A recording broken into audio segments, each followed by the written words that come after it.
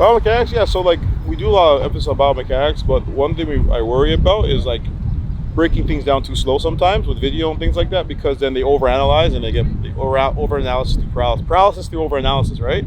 So I try to let them feel things and let them feel movements and feel positions, and then do drills and things like that makes them feel positions, right? So when they feel a position, they know what to do from that position, right? That's my belief, right? It's not the only belief out there, but it's my belief, right? And then from there, then we'll break down videos, because they don't know how it feels. I can't tell them what to do afterwards, and even showing them the video, they don't know what it feels to be in a position, or feel force, or feel tension, or things like that, right?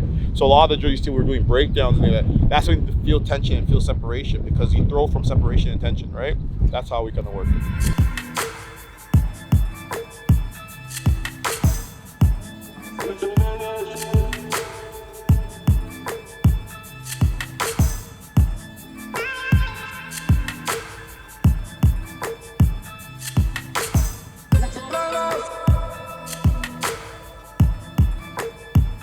The pandemic's kind of like given us a chance to like work pretty, like focus a lot. We've had actually a lot of time to work individually without Nathan on top of our practices during like the strict lockdown.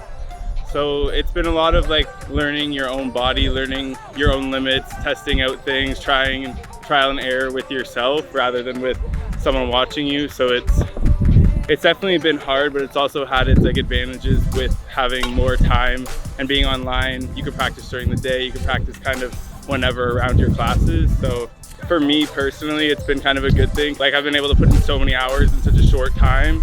So that's why I've been able to grow from 40 meters opening last season to opening this season with 58 meters. So it's been pretty good. I learned all the basic stuff, and it was my last year going into high school, so I really had to pick up on everything like quick so that I could start doing improvement and things like that. So it was hard, it was difficult, but it was kind of a little bit easier for me because coming from like a sprinting background, I had the speed in the circle, so it was a little bit easier for my end. Yeah, I started at high school and I didn't really know much, and then he kind of took me under his wing. The first time I came, he was like, just go, just do it. And I was like, well, I don't want to do it wrong. He's like, no, just go, just do it, and we'll work from there. And we've been working from there, and it's paid off. He's a good coach. He's tough love. That's Nathan. But you know, it's good. It benefits you in the end. You learn how to take advice and not get hurt by it, you know, and you use that to fuel you to actually do better in your throws, whether it be shot put, hammer, whatever, even in life. So yeah. I've been working with him since grade 8, but doing like different like throws. So like I started out with shot put, and then I moved on to discus, and then like a year and a half ago I started doing hammer.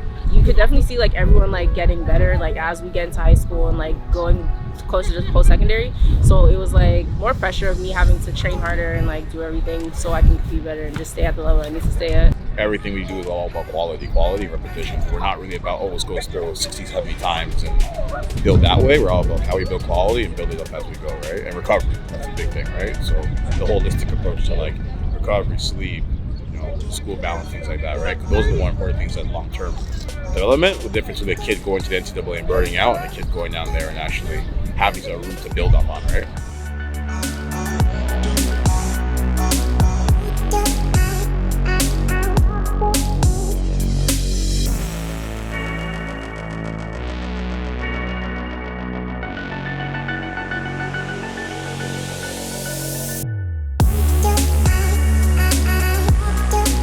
It's not an ideal situation, but it is kind of fun at the end of the day, where you get to be with your team and just, I don't know, experience like a bit of challenge, because I feel like at the end of the day it shapes you to be a better athlete, being able to like adapt to so many different situations.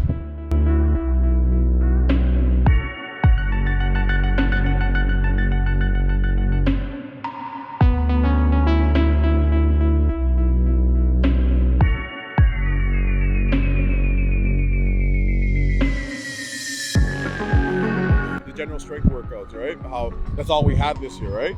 So general strength workout, med ball workouts, core workouts, and how I felt like these kids got stronger and so much more body aware through that.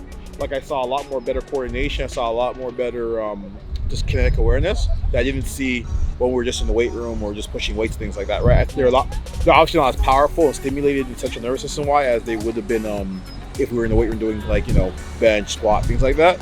but I definitely see a lot more technical awareness. I definitely see them a lot knowing where their positions are and feeling things out. So definitely next year incorporate a lot more general strength stuff throughout the whole year, and a lot more core stuff through the whole year, and like let that be take up more of the workload than the weight room stuff. Technical wise, it's made a better technical improvement than I've seen over the years. So I'm good. Are there any takeaway messages that we can use to sort of conclude practice in today's session? Oh man, like I'm just happy that have a group of kids that work hard, that come out, and like sport can change lives, right?